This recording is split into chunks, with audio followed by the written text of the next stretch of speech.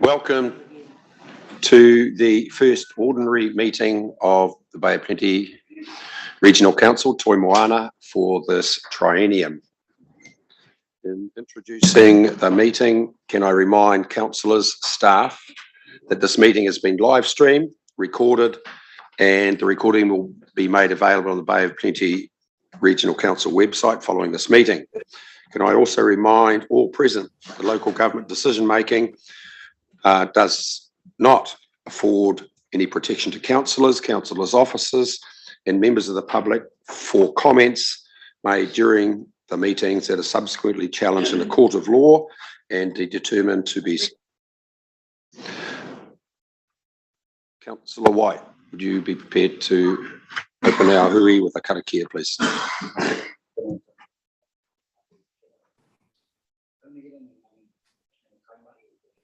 Kaunihera Toi Moana he kareke poto mo tātou, ke noi tātou. He honore he krori ki te atua he maungaronga ki te mato te whenua whakaaro pai ki ngā tāngata katoa me. Whāngai te atua he ngā kauhau ki rota ki tēnā ki tēnā o mātou. Whakatongi o tau wairu a tapu hei a whina hei toho tohi a mātou whiti whakaaro ngā whiti kōrero I runga te kaupapa nui a tātou I tēnei rā. Koe hukarai tuku tō mātou kai whakaora. Amen. Amen. Thank you. There are apologies. There are no apologies. We have Councillor Thurston on Zoom with us. Good morning and welcome, Councillor Thurston. There is no public forum. Number 4, agenda item 4, items on the agenda. There are no items to be added to the agenda. However, as we move through the body of the agenda, there are changes to the reports that will be covered as we move through the agenda. Order of business, there's no change to the order of business. Declaration of conflicts of interest. Are there any declarations of conflict of interest relative to the agenda we have? There appears not. Thank you, councillors. That takes us through to item 7, public excluded business to be transferred into the open. There is none. That takes us through to the minutes, Regional Council minutes of the inaugural meeting on the 19th of October. Are there any amendment or matters arising so can I have a move and a second to adopt those minutes? Moved, Councillor Winters, seconded Councillor Nees. All those in favour say aye. Against, carried. Thank you. Any matters arising out of those minutes in terms of alterations or not? If not, we'll move through to reports.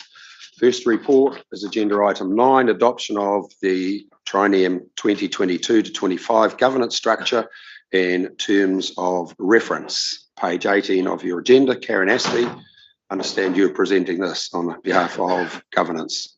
Correct. Tēnā koe, Chairman. So Morena councillors, good morning. We have 4 governance related papers for you this morning, all of which you've had the opportunity to consider informally at your councillor retreat a few weeks back. And so a lot of the content seen here is a reflection of some of the discussions that took place. The first report that is in front of you is related to your governance structure and your terms of reference. The recommendation here is that we continue with the status quo in terms of the structures of committees and council meetings. And we review that in 12 months' time. And I understand that the reason for that is just given the level of change that we've got within our environment, to give you the opportunity to absorb what's happening and revisit that in 12 months' time. I do have a number of amendments to make. I think these have been sent to you in advance, and I'll just very briefly run through them. So we've got 2 spelling errors to correct. So apologies, Councillor Macmillan, your name has been spelled incorrectly, so we will amend that. The second one was the Bay of Plenty Regional Navigation Safety Bylaws Review Committee was spelled incorrectly. So they're just 2 spelling errors. In terms of some updates, so on page 42 of your agendas, we now have more information provided by the Smart Growth Administration and are able to include the names of those appointed into the agenda. So they are Whiritoa McLeod, Martine Duncan, Jeff Rice and Matamoana McDonald as alternate, and includes 1 vacancy. The second amendment is on page 63 of your agendas, and this is to incorporate legislative changes, and we would add into here to consolidate individual road controlling authority, brackets RCA, speed management plans, and prepare the regional speed management plan in accordance with the land transport rule, setting out speed limits 2022. The third one is that this was just left out inadvertently, which is to add in on page 63, Eastern Bay of Plenty terms of reference to the governance structure documents. So with those amendments made, the recommendations are on page 18 and 19 of your agenda for you to consider. Thank you, Karen. Move for discussion. Sorry. Move for discussion. Thank you, Councillor Crosby. It's moved for discussion. Seconded, Councillor Winters. Open for discussion. Councillor Nees. Just a question. The addition of the Eastern Bay, you mean the Eastern Bay Joint Committee terms of reference in your supplementary on page 3? Yes, that's correct. Yes. Question from me, where are we? I don't think you mentioned the Te Maro Kaituna replacement in terms of members. So apologies, Chairman, can you repeat that question? Where are we with Te Maro Kaituna? Page 79, there was to replace some membership there. Did you cover that? I haven't, but I've just been handed another update. I'll just have a look if it's on here. No, I'll have If to we come can back help you, it's page 79 to replace the informal member of Manu Pene, alternate to Committee o Nui o Ngāti Whakawe with Karina Bird as the alternate. Okay. Yep, that's all great. Good. And when do you want to deal with page 95? In the next agenda. Next agenda item. Thank you. Any other discussion, councillors? If not, could I just make a couple of observations here? I think on page 20, you'll see for the elected members, the objective here is to provide a balanced workload for councillors to ensure councillors are not required to make low-level decisions, promote, and key one is to promote integration between the key activity roles that we're to carry out, and provide clear segregation of the roles and responsive decision making to prevent duplication or confusion. I think they are really important. And I think there's some good reading in terms of the body of that report. The only thing that I would seek some explanation on in terms of operating the governance regime and roles and responsibility, at some stage, could we have a cost of what that has what will be and what the trajectory or change has been over the last triennium, because it will not be an insignificant cost that we should be aware of. Anything else, councillors? If not, I think it's already been moved and seconded, right? Yep. Yep, so I'm going to put, yes, the whole lot. So that's the adoption of the governance structure in terms of reference with those amendments as made by Ms Aspey. All those in favour say aye. Aye. Against? Carried. Thank you. 9.2, governance structure membership. Karen. Okay, thank you. So this next paper reflects the conversations that have been held with regards to the appointments of chairs, deputy chairs and members of various committees of council. I do have, again, a number of amendments that I'll just run through for you. So the first one is on page 95 of your agenda. There had been some questions asked by some councillors with regards to the Tauranga Tertiary Campus Charitable Trust and the ability of council to appoint trustees to that trust. Under the clause 10.1 of the deed, council is able to appoint a trustee. And so with your approval, we can add into page 98 of your agenda an appointee who you may select this morning.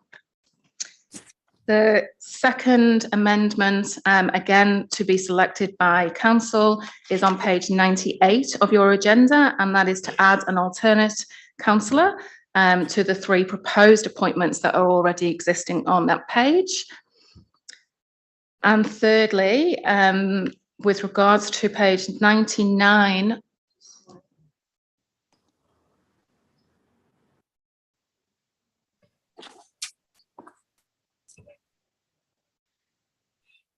so with the first one, with the Tauranga campus, or with the next one. So for the Smart Growth Leadership Group, there are 3 people listed on there, but there's no alternate. So you're able to approve and direct us to put an alternate on there if you wish. Yeah, okay. The next one is the river schemes. To be consistent with the previous 2019-22 appointments, there's a proposal to add Councillor Shirley as a member of all 3 river schemes, and that's on page 99 of your agenda. And then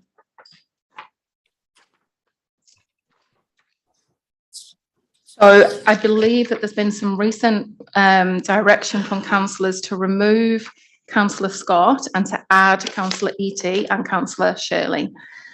And that's reflecting some councillor discussions, I believe. To the Kaituna Catchment Control Scheme. Oh, thank you. Right, if we can deal with them one by one, councillors. So the trustee, pursuant to appointment to the Tauranga Tertiary Campus Charitable Fund, is silent in terms of how we do this, but BOPRC has the power to appoint and remove a trustee. The current trustee is John Cronin. John Cronin has been on this for a couple of terms, I think, Fiona, and I think due to it being a new triennium, it's probably appropriate. John has given outstanding services to this trust, and there was carry on in terms of formation of the trust relative to the what was the fund that we put together? The Regional Infrastructure Fund. So, and this, I think it's an appropriate time that we should retire John Cronin. Our recommendation is that Andrew Von Duddleson should fill in this role. The rationale behind that is that there's continuity in terms of the Regional Infrastructure Fund, the Waikato University, and current discussions which have been going on for a number of years now in terms of the Marine Precinct, currently located at its existing location at Sulphur Point, and the proposal to relocate it. So our recommendation is Councillor Von Duddleson to fill John Cronin's role. Mr. Cronin, Mr. Chair, is he aware? Do this after this meeting if we're able to get your assent to this. Any discussion on that, councillors?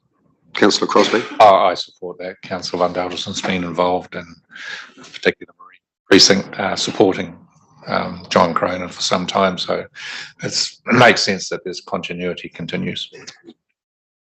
Okay, Councillor Neese. Just a question. It would be quite useful to find out from the university if they propose to use this as a vehicle for the new marine centre that they are tendering for on that site at Sulphur Point. But I too support Councillor. Thank you. Does that take us through, Karen, to the alternate position for Smart Growth? So, following discussions with the Smart Growth Leadership Group, I'll do them collectively. It is our recommendation that we now have an alternate to sit on the Smart Growth Governance Group. The recommendation here will be Councillor Scott. The rationale for that is that Councillor Scott previously was the DHB appointment to this, so there's some continuity in terms of his role and understanding of that process. Thank you. I support that, Mr. Chairman. It's an important role, and it has to be someone of the 5 Tauranga constituencies, and I think it's very appropriate. No other discussion, right? What's the next one we have to deal with, Karen? Okay, so it's the river schemes. It's a proposal to add Councillor Shirley to all 3 river schemes. Okay, Mr. Eatey. Just to clarify, also the Kaituna, you're wanting to move Councillor Scott and add myself and Councillor Shirley Yes. as well. Yeah. I understand, Mr. Chair, wanting the continuity throughout the schemes. I think there is the Kaituna is also within the Okure territory or electorate constituency. So Mawao. So I think from a tikanga perspective, we probably have to have a discussion about that. That would be my feel. Fine, we can have a discussion, Councillor Eadie. The objective here, or my objective here, and I appreciate Mr. Campbell, Councillor Campbell, has a lot of institutional knowledge here, but I think what we need to achieve here, and some of the rationale behind Councillor Shirley being part of the consideration of all of these schemes, is he brings some professional knowledge in terms of engineering river management to the table. And secondly, that I don't think it's good practice that we have people from a particular representative group, say the Eastern Bay, sitting solely on some of these committees. I think we need some integration between the rest of the council, so other councillors have a good understanding of what's taking place in, it doesn't matter if it's east or the west. That was the objective, but I'm open to councillors' consideration on those issues. I do appreciate what you're saying and having that integration between the east and the west. My feel with the river schemes and the challenges that we are facing currently in those schemes, relationships are incredibly important as well as technical knowledge. We have very well-versed staff, and we expect them to present to us. And it's good to bring the experience of Councillor Shirley. I'm not arguing that at all. My issue is some of the conversations we're having in those schemes are challenging. And I think relationships with the members of those advisory groups, the various ratepayer representatives or targeted scheme ratepayer representatives is really important, as well as tangata whenua. So that's why I bring up, I wasn't actually speaking about having Councillor Campbell. I was actually referring to the Kaituna and having myself sit on the Kaituna and the relationships with tangata whenua within that tribal space. I would say I would refer that across to my colleague, Councillor McDonald, in the first instance. We haven't had that discussion. And so that's my concern at this point. But I also would like Councillor Campbell to potentially be a member. I think they're advisory groups. So I think definitely having Councillor Campbell and his institutional knowledge of the area and the relationships he has is really important as well. But my in the first instance, it is regards to Councillor McDonald and the Kaituna. Kia ora. Thank you, Councillor Eadie. And I think on all these schemes, I appreciate the issue of tikanga, and we've got to get the balance right between tikanga and understanding the majority of the work in these issues about engineering solutions. As you said, it's getting that communication, that consultation with the use of the beneficiaries of the river schemes as well. Councillor McDonald. Kia ora. I just want to add to the korero that Councillor Eadie's given, and I totally understand where he's coming from, but I guess I better clarify my position. I previously sat on the Kaituna River catchment, and I guess my reason for not putting my hand up in this instance is that we now have a mana whenua sitting on the Kaituna River catchment, and that is Dean Flavel, who also wears the Te Mariwa Kaituna hat. And so I was happy to step back from that position because Dean is sitting there and probably has a closer fit to the mana whenua of the Kaituna iwi affiliates, and also to forge the relationship between Te Mariwa Kaituna, as he is the chair, and the members of the Kaituna catchment committee at the moment. So that's, I guess, why I'm missing in that space. Kia ora. Thank you, Councillor McDonald. Councillor Nees, then White. Thank you, Mr. Chair. I just wanted to note that anybody can attend these meetings, and I always attend the Kaituna one because I find it's a really good way of keeping contact with the targeted ratepayers, scheme ratepayers, who are generally farmers. And so for me, it's not only about learning the river scheme, but also maintaining contact and understanding about what the crossover issues are in the Western Bay. So just because somebody isn't actually on the named as a member does not mean that they cannot attend. And in fact, it's encouraged. Yeah. Councillor White.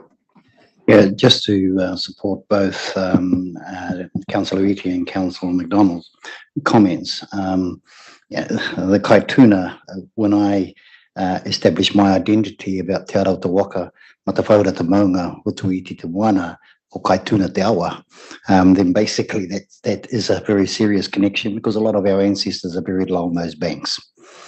And the control mechanisms might, certainly engineering is important, but the care of those particular wāhi tapu along that particular stretch is important too. But I do support Dean Flavel in the context of Dean's whakapapa is very strong into Tapuika and Te Arawa and also to Mātātua as well.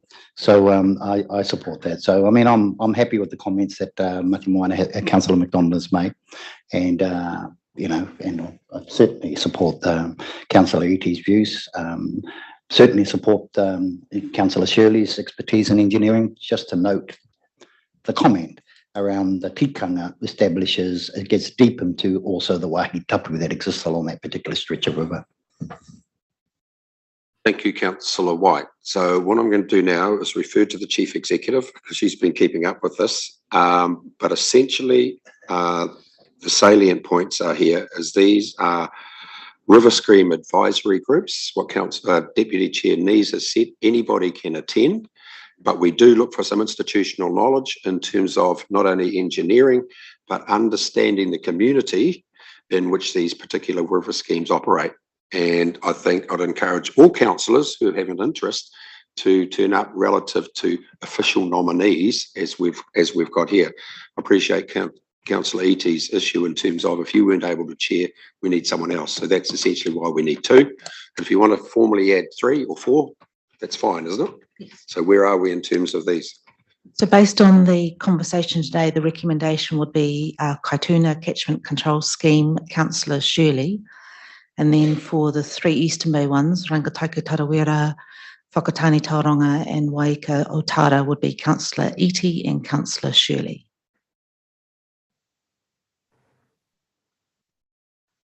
There'll be 1 representative on Kaituna. Yes, based on your conversation to date.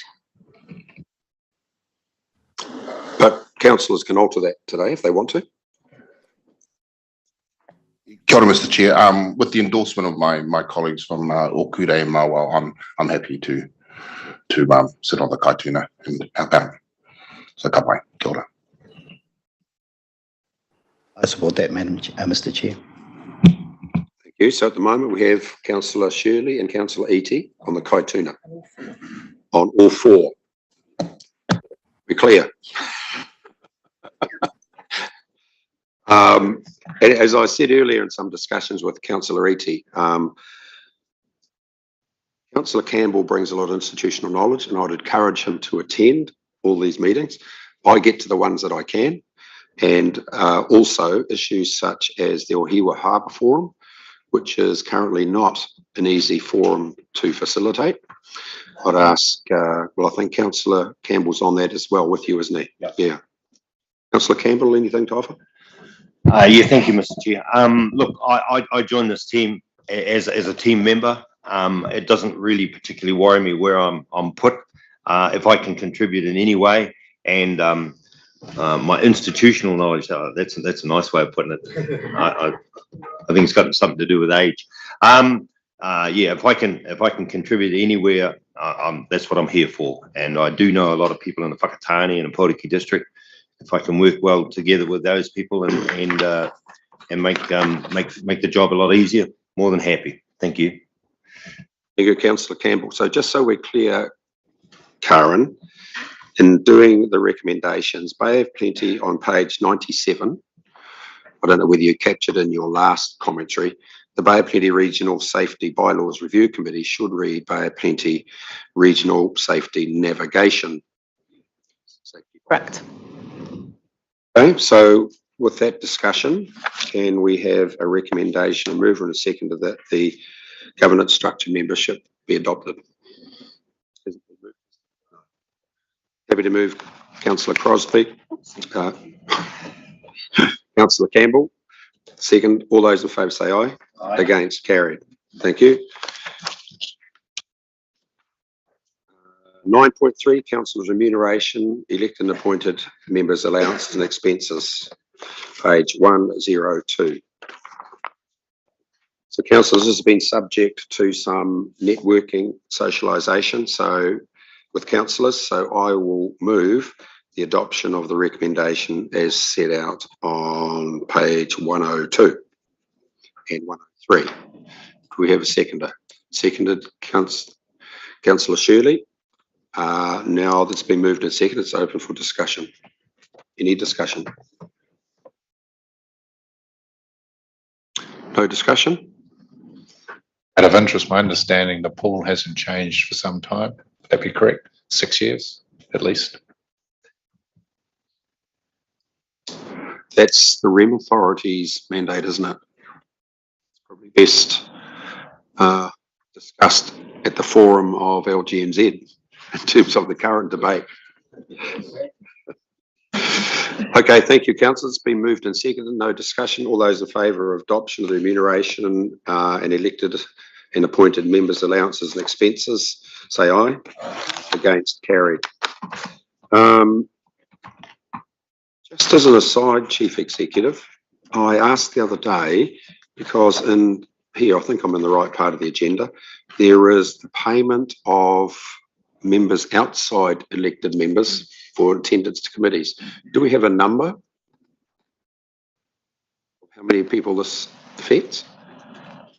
So through you, Chair, this is mainly in terms of the resource management work that you do in terms of payments to resource consent, regional plan and policy statement hearings.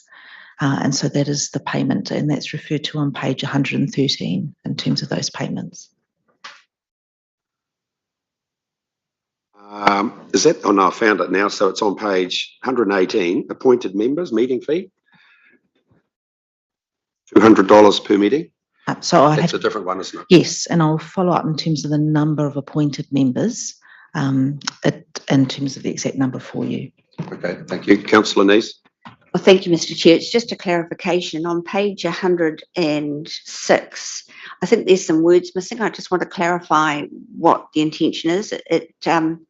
So on paragraph 4, it says it is recommended that hearing all appeals processes other than the long-term plan or annual plan hearings and then it goes on to another sentence. So do you mean that they are not remunerated? Are there some words missing there? 106. Fourth paragraph.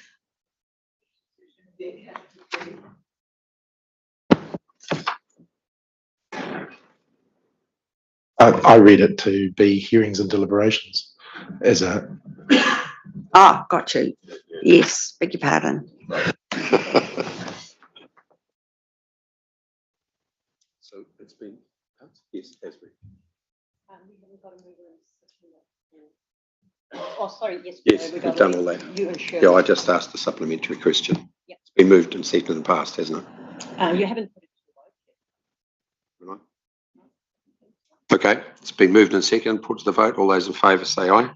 Against, carried. Thank you. Takes us through to agenda item 9.4, adoption of standing orders.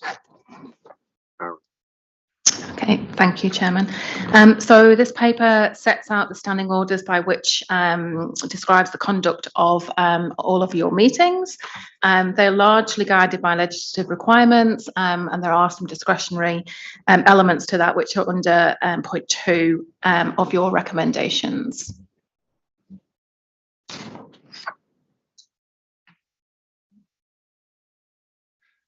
Sorry, Mr Chair, I thought there was a discussion that this would be withdrawn. Through you, Chair, that's your code of conduct. So code of conduct will be coming to your December council meeting.